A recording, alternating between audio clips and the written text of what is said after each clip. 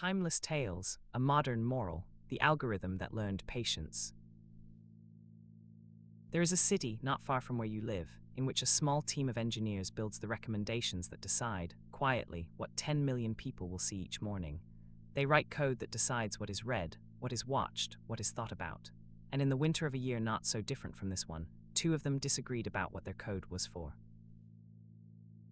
The city was a tall city, with glass buildings that caught the morning sun and threw it back in pieces across the sidewalks.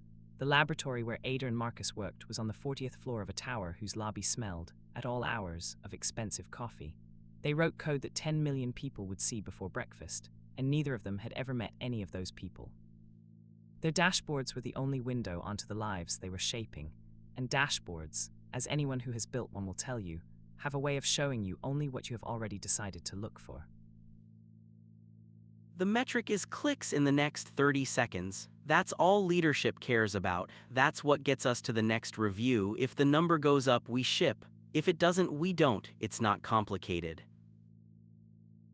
Marcus, if the metric is clicks in the next 30 seconds, we will ship something that maximizes clicks in the next 30 seconds. And we will find out, in 3 years, that we have trained an entire system to waste everyone's afternoon. Ada proposed a different metric. She called it the 7-day metric. It was slow. It was complicated. It asked not whether a person clicked, but whether a week later that person felt their time had been well spent. It was difficult to measure. It was impossible to optimize on a dashboard, and leadership for several months would not hear of it. You can't build a product on a metric that takes 7 days to measure. You can't A/B test it. You can't iterate on it. We ship weekly. You're asking for an algorithm that can't keep up with the business. I know. I'm asking for an algorithm that can keep up with a life. Those are not the same thing. The fastest algorithms in the world are not the ones people will thank us for a year from now. Leadership did not listen. Marcus's approach was chosen. Clicks climbed. Bonuses were paid, but Ada did not give up. She ran her experiment quietly on a small slice of users. She did not announce it. She did not ask permission. She only measured every 7 days what her slice of users said about their week. Ada did not sleep well that winter. She would sit up some nights, reading the short, unremarkable comments that came back from her 5% of users. I felt better today. I actually read a book instead. I put my phone down at 9. None of them were clicks. None of them were measurable on the dashboards her company had built. But Ada read every one, and each one felt like a small, quiet vote for a future her platform had not yet learned how to count. Ada, I have been watching the engagement charts for 6 months. They are wonderful. They are also, how shall I say, strangely hollow.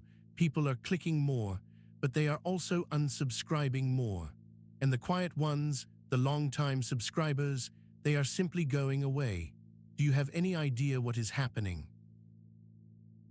Sir, I have been running an experiment. Nothing large. 5% of the users for 6 months. I have been optimizing on a different metric. Would you like to see the numbers? Ada showed the director her data. Her 5% of users clicked less on any given day. They spent fewer minutes scrolling. By every metric the company tracked, they looked worse. But on one number, the one only Ada had been watching, they looked entirely different. They stayed. They returned. They told their friends. Their 7-day feeling well spent score was 40% higher than the rest of the platform. Why did you not tell anyone you were doing this? Because you would have stopped me. The numbers looked worse for the first 4 months. I needed you to see the 5th month and the 6th. The shape of patience is that it looks like failure, right up until it doesn't. The director sat with Ada's data for a long time. He brought it to his own director. They brought it to leadership. They argued quietly for weeks. And then slowly the whole platform began to shift. Not all at once, not with fanfare. Just one metric at a time, one meeting at a time. The 30-second click faded from the dashboards, and the 7-day well-being score took its place. The change was quiet, but it reached everywhere. Engineers who had for years written code to maximize one number began to write code that considered 2, then 3. A product manager in a meeting that should have been about clicks asked instead how the company's users were sleeping. A designer changed the color of a notification, not to increase engagement, but to decrease it, on screens that had been bright for far too long. The dashboard slowly filled with metrics no one had been brave enough to track before, and 10 million people, who did not know any of this was happening, began one by one to close the app a little earlier each night. Ada, I was wrong. I was not wrong about the math. The math I wrote made the number I was asked to make go up. But I was wrong about what the number was for. I'm trying to learn the new metric. Thank you, Marcus. I needed you, you know. I needed someone to argue with. The best algorithms are not written by one person. They're written by two people who disagree long enough to find out what they were both pointing at. Ada stayed at the company for 6 more years. She did not become famous. She did not win awards. But every morning, 10 million people opened an app, and the feed they saw had been quietly shaped by an engineer who had refused, for one difficult winter, to optimize for the wrong thing.